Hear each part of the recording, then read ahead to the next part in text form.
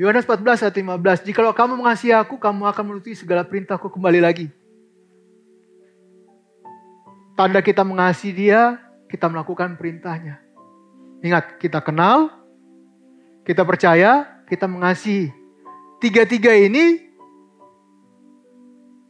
benar terjadi kalau kita melakukan kehendak Tuhan.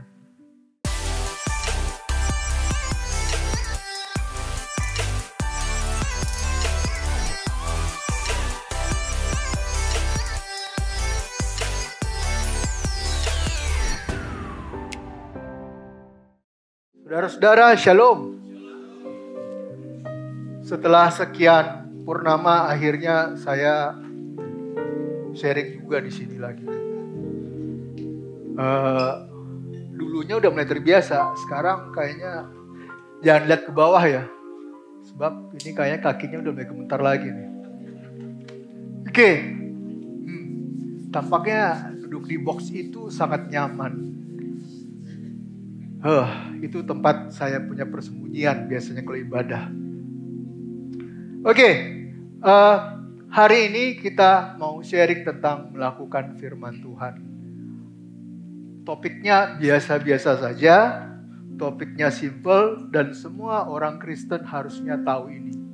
Semua orang Kristen sudah diajarkan bahwa dia harus mengerti firman Tuhan dan dia harus melakukan firman Tuhan. Ada yang belum pernah dengar topik ini? Ada yang baru jadi orang Kristen minggu lalu? Atau masuk gereja minggu lalu? Nggak ada ya? Semuanya tampaknya sudah berpengalaman jadi orang Kristen. Oke. Nah, saya mulai dengan menjelaskan kepada saudara-saudara tentang Rumah Harmoni.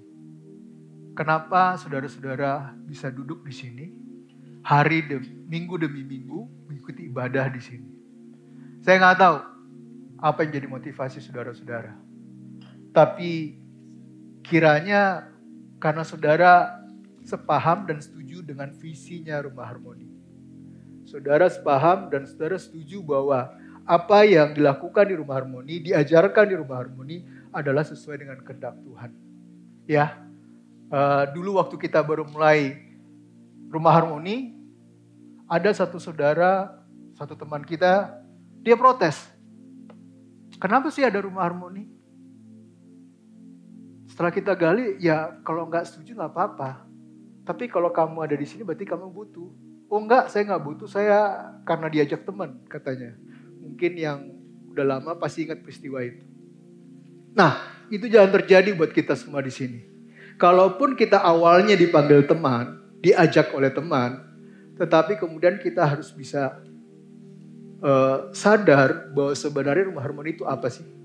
Dan selalu setiap kali kita warta gitu ya, selalu dipampang bahwa Rumah Harmoni adalah rumah pemuritan. Ini adalah visi Rumah Harmoni. Rumah Harmoni adalah rumah di mana tempat kita dijadikan murid dan kita harus kemudian memuridkan orang lain. Apa sebenarnya yang dimaksud dengan menjadi murid dan memuridkan orang lain? Setiap jemaat dibentuk untuk menjadi murid Tuhan Yesus yang setia dan dapat membimbing orang lain juga. Untuk menjadi murid. Ya. Jadi kita setelah jadi murid, itu tidak berlaku buat diri kita sendiri, tapi kita juga melatih orang lain untuk jadi murid. Dan kalau teman-teman atau saudara-saudara perhatikan ya, sebenarnya apa seorang murid, tugas dan seorang murid? Seorang murid itu adalah berjuang untuk menjadi seperti Kristus. Itulah tugas semua orang Kristen. Kita dipanggil keluar dari dunia, walaupun kita masih hidup di dunia, tapi kita dipanggil keluar dari gaya hidup kita yang lama, dengan mengikuti gaya hidup yang baru, gaya hidup Kristus. Artinya apa yang Kristus sudah lakukan, teladankan, contohkan, dan perintahkan dalam firman-Nya, itu juga yang kita lakukan. Itu yang kita kemudian diajarkan dalam Rumah Harmoni. Nah, semua yang kita lakukan itu tidak secara kemudian hanya sok-sokan. Sebagai contoh, kenapa pada saat ibadah kita mulai dengan foto? Karena mengingatkan kita berkumpul di sini untuk merayakan kebaikan Tuhan, kebesaran Tuhan. Nas itu ada, kita pilih sesuai dengan tema, supaya semua jemaat tahu dan sadar bahwa kita tuh datang ke sini bukan untuk memenuhi hasrat kita. Atau kita buang-buang waktu karena kita gak ada kegiatan lain. Tapi karena ada Tuhan yang begitu baik yang sudah menjaga kita, yang memberikan kita keselamatan, kita ada berkumpul di sini untuk merayakan kebaikan Tuhan. Kemudian, kenapa doa pembukaan itu tidak dikatakan amin? Karena kita mau kasih tahu ke jemaat bahwa ibadah kita dari awal sampai akhir adalah satu kesatuan. Tidak bisa dipisah-pisah. Kalau yang lain mengatakan khotbah lebih penting, enggak. Atau sharing lebih penting, enggak. Atau kemudian berapa kali saya ketemu dengan teman-teman, maaf ini bukan teman-teman di sini. Saya harap bukan yang seperti seperti ini tidak di Jumat Rumah Harmoni ya. Mereka mengatakan saya lebih suka memuji. Tapi dengan pengajaran saya bosan. Enggak seperti itu. Semuanya adalah satu kesatuan. Dari awal ketika fotum itu dibacakan sampai kemudian berkat dan dikatakan amin. Itulah doa kita. Ya. Kenapa tidak ada amin? Jadi karena itu satu kesatuan. Lalu kemudian kenapa kita tadi sebelum saya maju Pastor Dieter kemudian ngajak kita saling berdoa. Kenapa dilakukan seperti itu? Karena itu melatih kita bahwa kita itu bukan hanya hidup buat diri sendiri. Tuhan ngasih tugas buat kita hidup buat orang lain.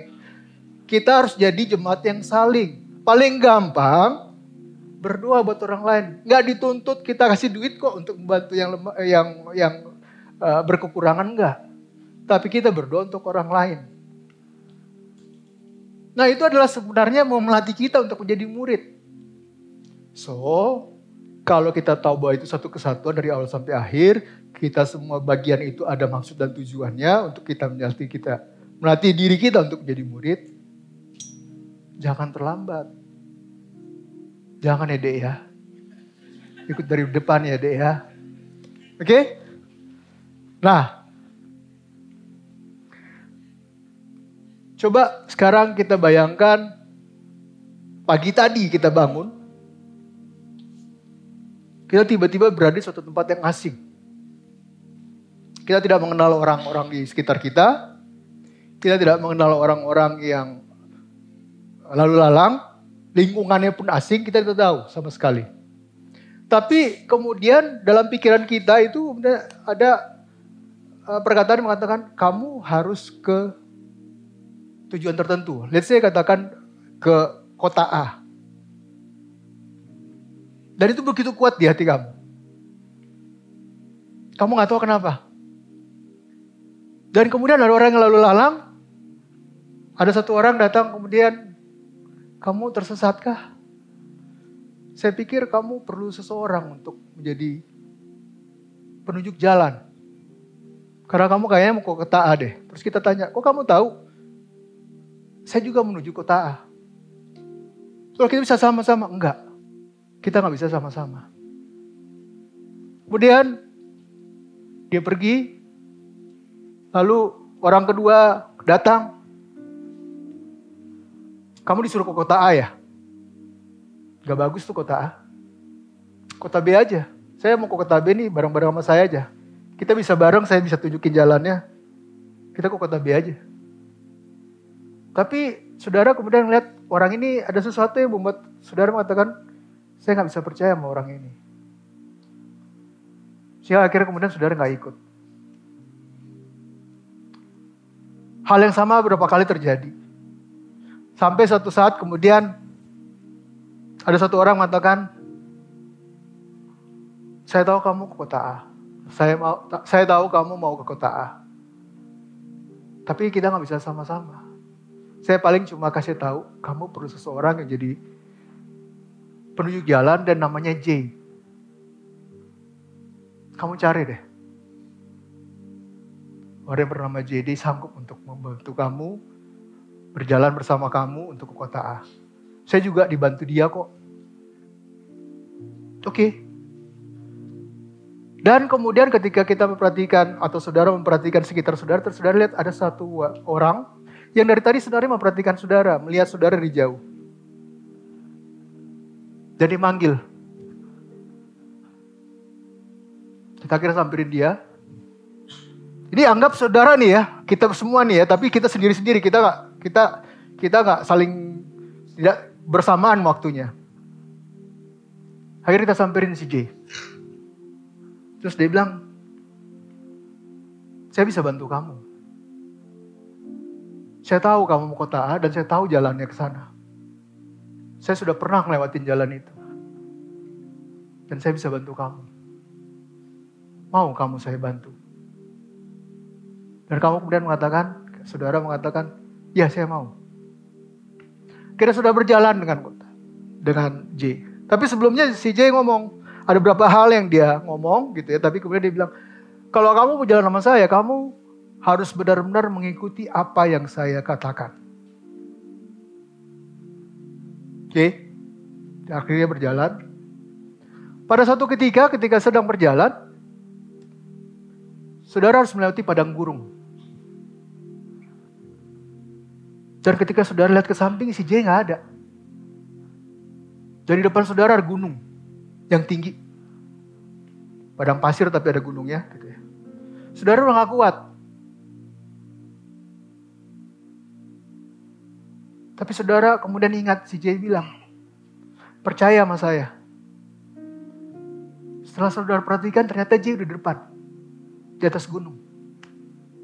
Ayo. Kamu bisa. Saudara udah gak kuat. Tapi saudara juga ingat bahwa saya harus percaya J apa yang J katakan. Dan akhirnya saudara ikut. Naiki gunung itu.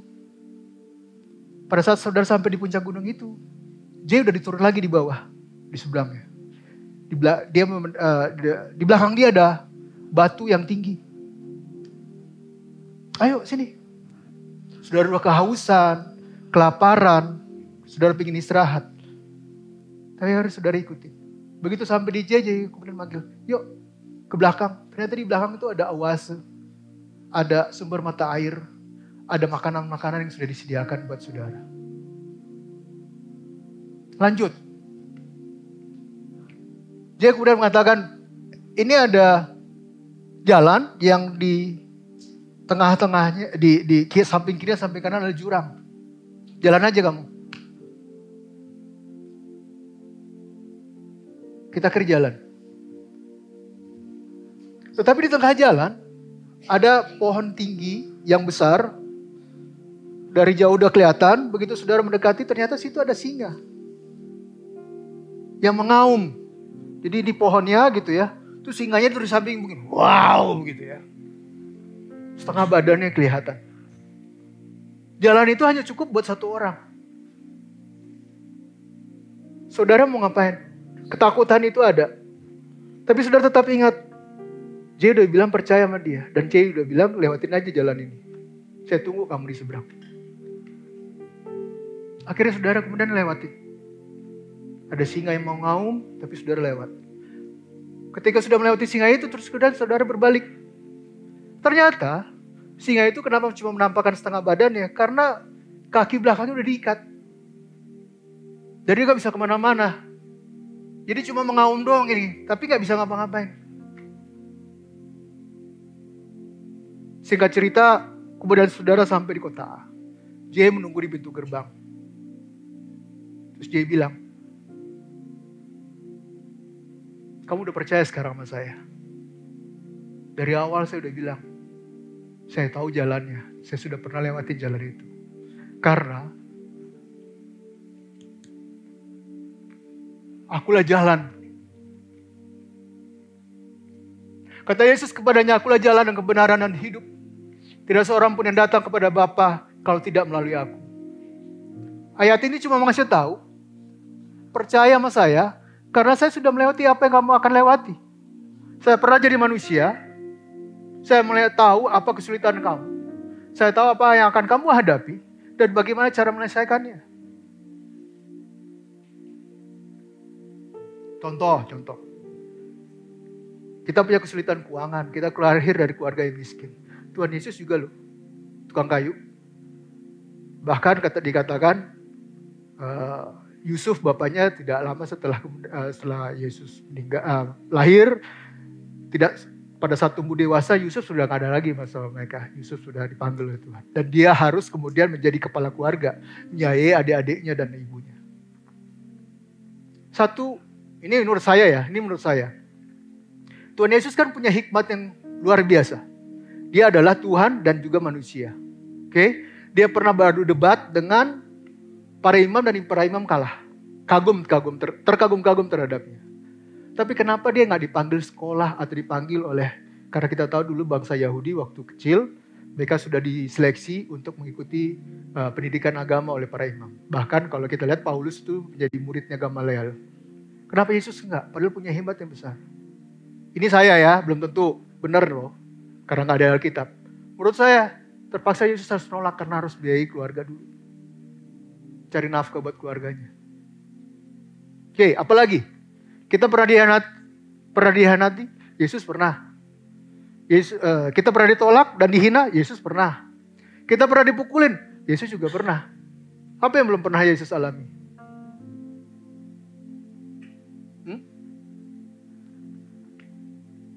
Kesulitan apa yang belum pernah Yesus alami? Dia sudah pernah melakukan itu semua. Bahkan dia pernah mati buat kita. Lalu,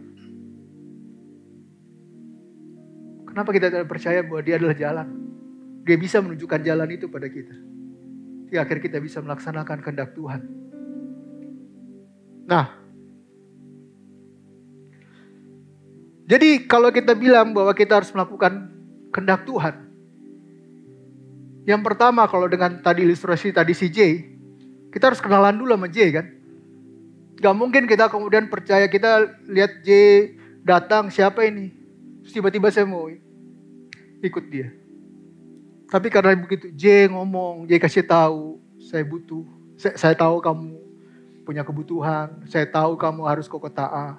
Saya tahu jalan ke sana, saya akan bantu kamu. Itu bagaikan Tuhan Yesus lagi. Ayo nak, ikut aku. Nah, untuk kita dapat melakukan kehendak Tuhan, yang pertama yang harus kita lakukan adalah kenal Tuhan. Kita gak mungkin mau mengikut Tuhan kalau kita tidak kenal Tuhan. Nah, pengenalan kita akan Tuhan itu dimulai dari hubungan kita secara pribadi. Yes, pada saat awal kita mungkin dimentorin sama orang gitu ya. Apalagi kalau umpamanya kita dari bukan Kristen, kita akan dimentorin sama orang. Kita kasih tahu bahwa kenapa kita perlu juru selamat segala macam. Tapi itu gak cukup. Semakin Anda dewasa, semakin saudara-saudara dewasa dalam iman, saudara butuh pengenalan pribadi kepada Tuhan. 1 Yohanes 2 ayat 3 dan 4. Dan inilah tandanya bahwa kita mengenal Allah, yaitu jikalau kita menuruti perintah-perintahnya. Dan barang siapa berkata aku mengenal dia tetapi ia tidak menuruti perintahnya, ia adalah seorang pendusta dan di dalamnya tidak ada kebenaran. Tanda bahwa kita kenal dia adalah ketika kita melakukan perintahnya. Anda sudah kenal Tuhan? Yakin? Apakah kehendak Tuhan sudah Anda lakukan? Karena firman-Nya mengatakan bahwa kalau kita kenal Tuhan, kita akan melakukan kehendak Tuhan.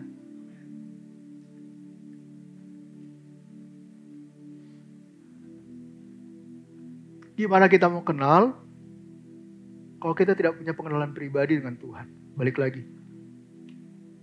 Nah itu, pengenalan pribadi itu, pengalaman pribadi itu tidak bisa kemudian kita hanya ikut dengerin Pastor Dieter, sekarang udah resmi, Pastor Suri gitu, udah bisa langsung tepuk tangan dulu dong buat Pastor Suri dong. Beliau baru ditabiskan jadi PDP tanggal 5 ya? Hari apa tuh ya? Rabu ya, 5 Maret sebagai pendeta pendamping atau PDP singkatannya. Jadi kalau kita sekarang panggil PDP Suri. Kadang-kadang tuh ada sinarnya di atas kepalanya. Kadang-kadang. Ya. So, kita gak cukup atau kemudian dengan Pastor Jo. Udah lagi sharing di sini, oh ya udah cukup nih. Saya udah kenal Tuhan, gak bisa. Harus ada pengalaman pribadi. Gimana cara pengalaman pribadinya? Ketika kita melakukan apa yang dia hendaki. Di situ kita lihat nih, oh ini tuh cara Tuhan untuk membimbing saya. So kita harus punya pengenalan pribadi. Dengan mulai melakukan kehendak Tuhan. Karena kenal Tuhan, maka saya melakukan kehendak Tuhan.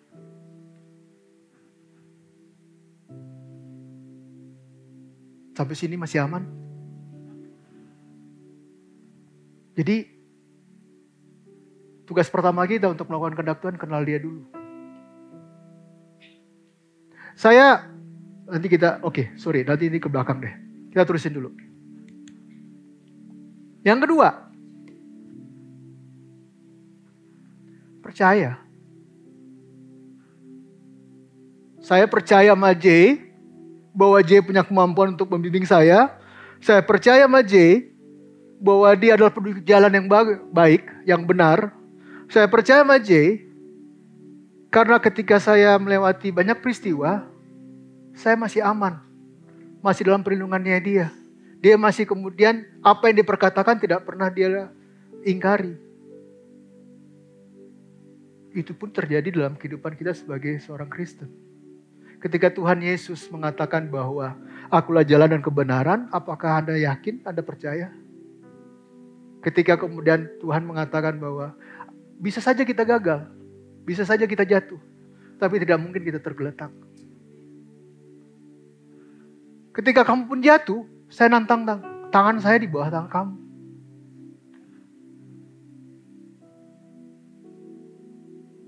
Kamu tidak akan dibiarkannya sendiri. Apakah itu semua kemudian kita percaya? Dan kemudian bukan hanya janji-janji perlindungan kekuatan daripada Tuhan, tapi kemudian Tuhan bilang, kamu harus menjadi garam dan terang. Apakah kamu juga percaya? Kita semua percaya bahwa itu adalah yang terbaik buat kita. Apakah kemudian Tuhan bilang kamu harus menjadi jemaat yang saling?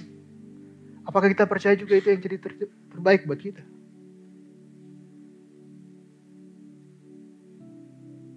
So, selain mengenal,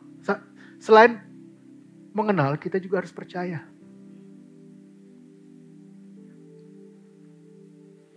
1 Yohanes 2 ayat 3 dan 4. Kita sudah sampai 1 Yohanes 2 ayat 3 dan 4. Aku berkata kepadamu, sungguhnya barang siapa percaya kepadaku, ia akan melakukan juga pekerjaan-pekerjaan yang aku lakukan. Bahkan pekerjaan-pekerjaan yang lebih besar daripada itu, sebab aku pergi kepada Bapa. See? Again. Selain tadi dibilangin kalau kita kenal Tuhan, kita akan melakukan apa yang Dia kehendaki. Sekarang, aku berkata sesungguhnya barang siapa percaya, ia harus juga melakukan pekerjaan-pekerjaan yang aku lakukan. Yang Yesus sudah lakukan, teladan-teladan yang sudah lakukan itu juga harus kita lakukan. Itulah tanda bahwa kita percaya kepada Dia. Nah, coba kita inspeksi. Kita selalu bilang kita percaya pada Tuhan. Tapi apakah kehendak Tuhan sudah kita lakukan? Nggak usah diomongin. Nggak usah angkat tangan juga gitu loh. Tapi itu introspeksi kita. Kita sudah lakukan nggak?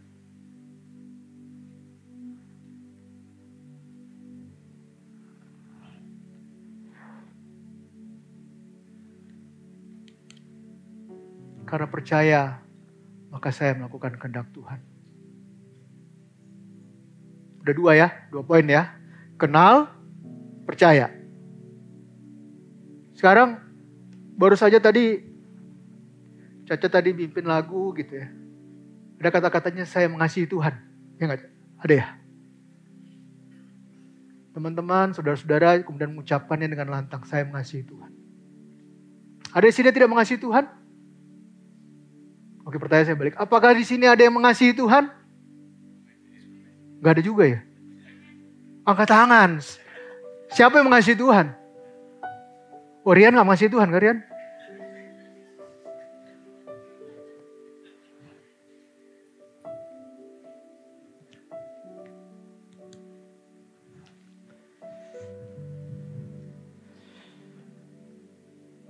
Kata Yesus kepadanya, akulah jalan dan kebenaran dan hidup, tidak ada seorang pun datang kepada Bapa kalau tidak melalui aku. Kenapa Tuhan mau menjadi jalan buat saya? Kepikiran gak? Kenapa sih kita dikasihi Tuhan? Kenapa sih Tuhan bersedia menjadi jalan, penunjuk jalan buat kita? Sebenarnya kalau dipikir-pikir tanpa kita juga Tuhan masih ada kok. Keilahiannya tidak berubah. Kalaupun kita tidak ada. Bahkan kalau maaf nih, kalau ada mualaf pun juga, saudara mualaf juga nggak ada ininya juga buat Tuhan. Yang rugi kita sendiri. Ada dua hal yang saya coba lihat, saya coba kemudian pelajari. Saudara, kenapa sih Tuhan mengasihi kita? Pertama, karena Dia mengasihi saya, ingin saya tetap ada di hadiratnya. Kenapa demikian?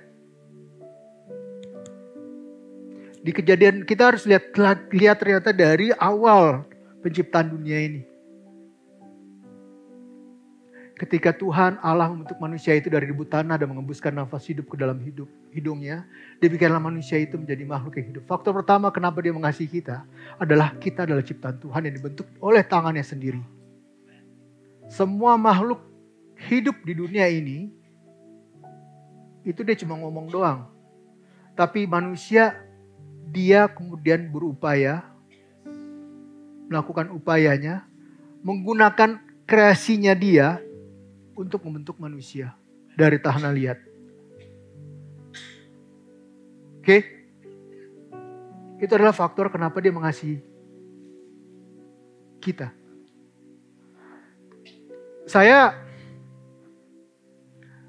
waktu TK, SD, saya nggak tahu kalau saya jago gambar. Saya baru tahu bahwa saya bisa gambar, bukan jago lah. Walaupun ternyata TK saya pernah ikut lomba menggambar diutus oleh TK saya. Tapi kok perasaan saya gambarnya jelek banget ya.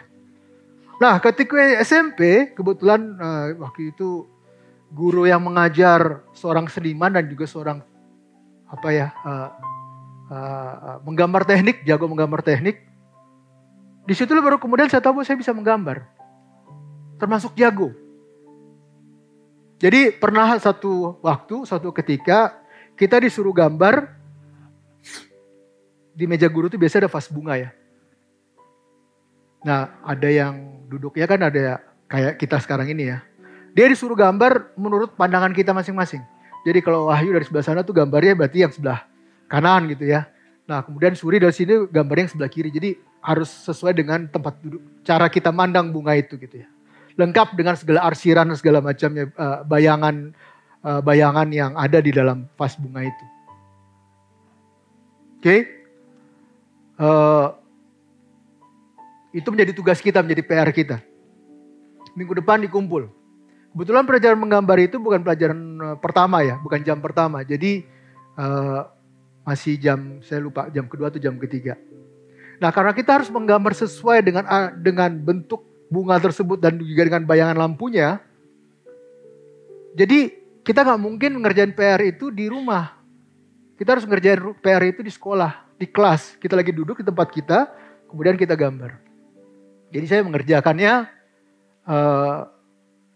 dan saya bisa selesai waktu itu walaupun memang harus curi waktu di pelajaran pertama. Dan ketika teman-teman saya ngeliat, mereka ada beberapa yang kemudian, Taf tolong gambarin dong Taf. Gue gak bisa nih. Ada beberapa teman yang datang. Terus ada seorang teman kemudian ngeliatin gambar saya. Dia bilang jelek. Panas dong. Saya masih ingat anaknya. Ini kalau lagi keluar main, wah gue udah hajar nih gitu kan. Itu kan belum terima Tuhan kan. Masih inilah. Manusia lama. Yes. Thank you bro. Terus saya tanya, kamu emang gambar lu gimana?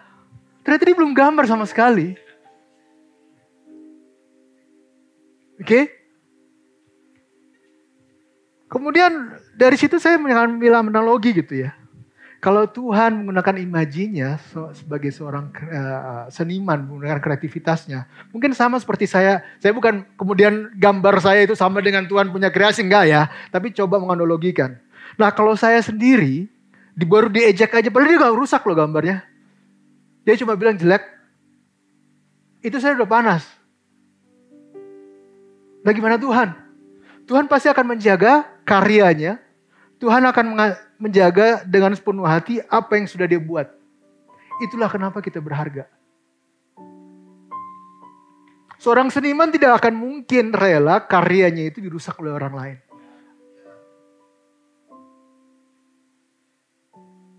Dan itulah yang terjadi buat kita. Lanjut.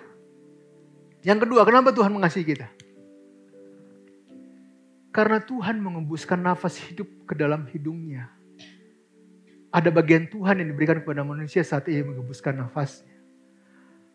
Ada nafas Tuhan dalam hidup kita.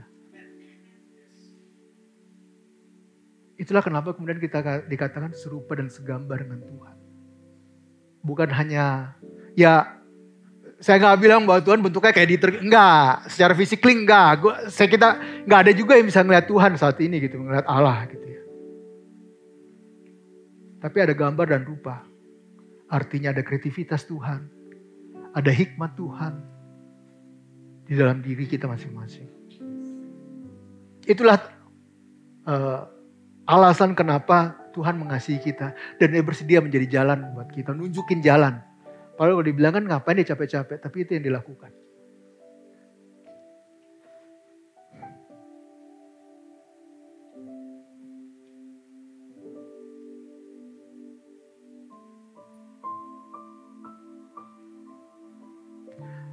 Nah sekarang muncul pertanyaannya. Lalu bila Tuhan mengasihi saya, sudah saya lihat serta rasakan. Maksudnya gini loh. Selama kita hidup sebagai orang Kristen, sebagai orang percaya. Bohong kalau kita tidak pernah mengatakan, kita tidak pernah merasakan berkat Tuhan, perlindungan Tuhan, kebaikan Tuhan. Saudara-saudara datang ke sini juga kan karena mau mengucap syukur kan salah satunya. Nah pasti saudara sudah pernah rasakan itu. Kita semua sudah pernah rasakan. Lalu apa respon kita? Apa yang kemudian menjadi respon kita buat kebaikan Tuhan yang sudah kita lihat dan sudah kita rasakan? Kalau bukan mengasihi dia sendiri, mengasihi dia kembali. Ya?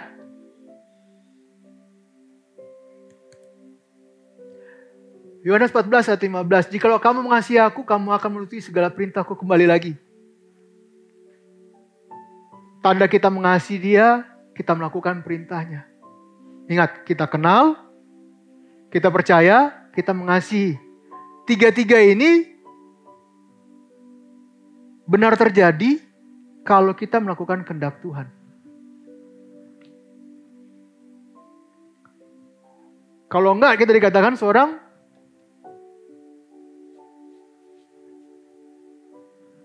kalau kita tidak melakukan, kita katakan kita kenal, tapi kita tidak melakukan kehendak Tuhan, kita dikatakan seorang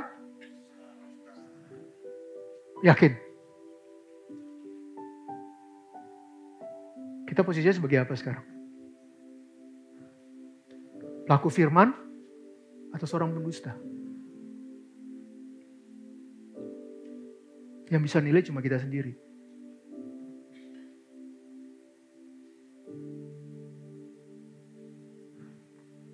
Aman apa ya? Bisa diterima ya?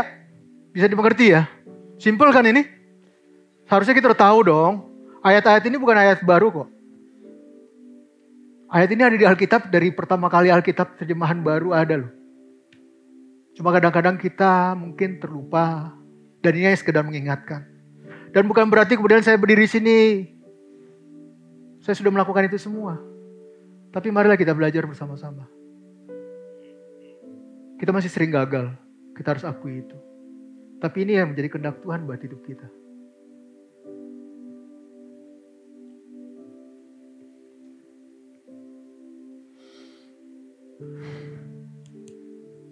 Karena mengasihi Tuhan, maka saya melakukan kehendak Tuhan.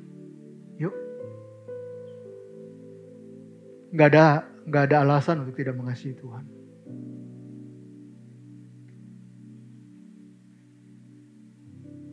Jadi, semua yang kita bicarakan selama 30 menit, ini udah 31. Sekarang inilah semua yang kesimpulan yang kita bicarakan selama 30 menit yang lalu. Karena saya mengenal dan percaya dan mengasihi Tuhan, maka saya melakukan kehendak Tuhan. Bila tidak saya lakukan, maka saya adalah Jemaat Rumah Harmoni bukan pendusta, bukan? Amin. Nah, kita udah sampai bagian penutup. Walaupun bukan slide terakhir ya. Bagaimana saya kemudian melakukan kehendak Tuhan? Kalau tadi kita udah tahu bahwa melakukan kehendak Tuhan adalah tanda bahwa saya kenal, saya percaya dan saya mengasihi. Tentunya akan timbul kemudian motivasi buat kita melakukan kehendak Tuhan, kan? Nah, bagaimana caranya? Ini adalah proses pertumbuhan kita untuk melakukan kehendak Tuhan. Kenal firman, baca firman, renungkan firman, melakukan firman. Sehingga akhirnya kemudian mengalami firman. Nah, kadang-kadang proses ini ada satu proses yang kemudian tidak, ada satu langkah yang kemudian dikatakan tidak perlu atau tidak terlalu penting. Contoh.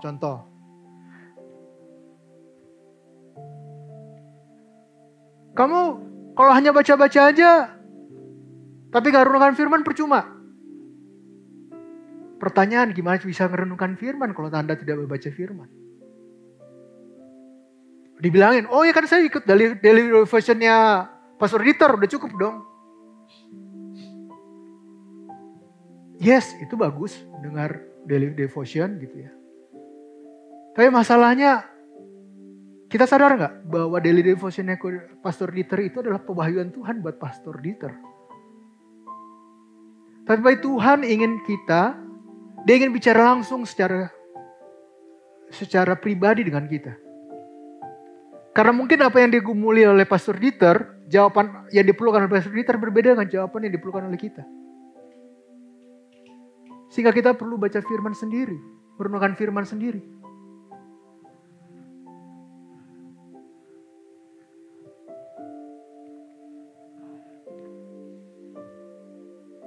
Kita baca 1 Yohanes 5 ayat 9. Saya nggak taruh di sini tapi tolong.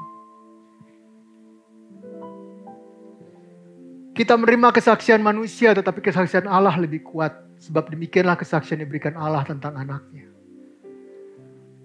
Nah, saya dapat firman ini, ayat ini tadi pagi ketika saya seduh. Saya tidak tahu. Tapi begitu kuat ayat ini bicara kepada saya. Yes, kita bisa mendengar pengajaran dari orang lain. Kita bisa mendengar khotbah yang benar dari orang lain. Tetapi Allah ingin dia berbicara sendiri langsung kepada kita. Kalau itu tidak kita lakukan, apa gunanya kemudian ketika Tuhan Yesus mati di kayu salib, ada tabir ruang Maha Kudus itu terbelah. Karena dia mau berhubungan langsung dengan kita. Mengertikah saudara ketika Tuhan Yesus mati itu bukan hanya sekedar menghapus dosa. Tapi karena menghapus dosa, Tuhan tuh bisa terkonek kembali dengan kita. Yang awalnya kita berdosa dan Tuhan Maha Kudus, dia tidak bisa terkonek dengan kita. Tidak bisa berhubungan langsung dengan kita. Tapi ketika dosa kita dihapuskan, kita kemudian sudah ditebus dan dihapuskan dosa kita oleh kematian Tuhan Yesus. Kita bisa berhubungan kembali dengan dia. Lalu sekarang kemudian kita tidak melakukan itu. Kita malah cari perantara yang lain. Saya nggak bilang kemudian, maksudnya dalam perantara gini, kita mau dengar Tuhan dari orang lain gitu. Karena pengalaman Pastor Dieter berbeda dengan pengalaman kita. Pergumulan Pastor Dieter hadapi juga berbeda. Bukan berarti Tuhan tidak bisa pakai Pastor Dieter, bisa. Tapi kenapa kita tidak manfaatkan fasilitas yang ada? Saat ini sudah ada firman Tuhan yang bisa kita baca sendiri. Paduan saat teduh. Di mana-mana ada. Lakukanlah, mulailah. Saya sebenarnya, tadi saya sempat singgung, saya udah lama gak sharing di depan. Itu kemudian membuat saya agak ragu untuk menerima tugas untuk sharing. Saya lebih aman di belakang, ngurus bagian belakang lah. Tapi ketika saya dengar tema ini, saya tahu tema ini, saya tuh udah punya kerinduan sebenarnya. Semua kita, semua jemaat di Rumah Harmoni punya kehidupan disiplin saat teduh. Saya rindu kita punya disiplin itu. Ada beberapa volunteer saya tanya, lupa ingat. Oke lah, tapi sekarang coba. Kalau ada yang pingin bangun, memang gak gampang untuk bangun disiplin saat teduh. Ada yang perlu bantuan, kontak saya pribadi, saya bersedia. Enggak, ini serius. Anda pingin dipimpin, Anda pingin dibimbing, kalau mungkin itu bukan jadi programnya Rumah Harmoni, saya bersedia bantu Anda. Kontak saya. Tapi ingat, ada konsekuensinya karena bangun disiplin ini gak gampang. Ya. Anda mau dipimpin, Anda mau dibimbing, saya mau membimbing, itu ada sepakatan. Konsekuensinya ada. Saya akan memaksa Anda untuk disiplin untuk bersatu. Kalau Anda kemudian sudah merasa bahwa Anda sudah bisa, silakan lepas. Tapi selama Anda merasakan bahwa Anda butuh, saya bersedia. Kontak saya. Ya. Jadi, kalau kita mau bertumbuh dalam iman, yang harus dilakukan. Mengenal firman, bisa dari dengar khotbah, bisa dari segala macam. Tapi kemudian kita harus baca, kita harus punya kehidupan saat teduh sendiri dengan membaca firman. Kita renungkan, kita lakukan. Dan nanti sebentar kita akan merasakan, oh gini tuh caranya Tuhan membimbing saya. Oh ini tuh cara Tuhan mengasihi saya. Oh ini loh cara Tuhan kemudian membuat saya lebih kuat lagi menghadapi cobaan. Itulah yang kita namakan mengalami firman. Oke? Waktu saya habis. Dan saya akhiri juga sharing saya hari ini. Kita mau melakukan kehendak Tuhan. Kita mau bersatu teduh. Puji Tuhan, mari kita satu dalam doa.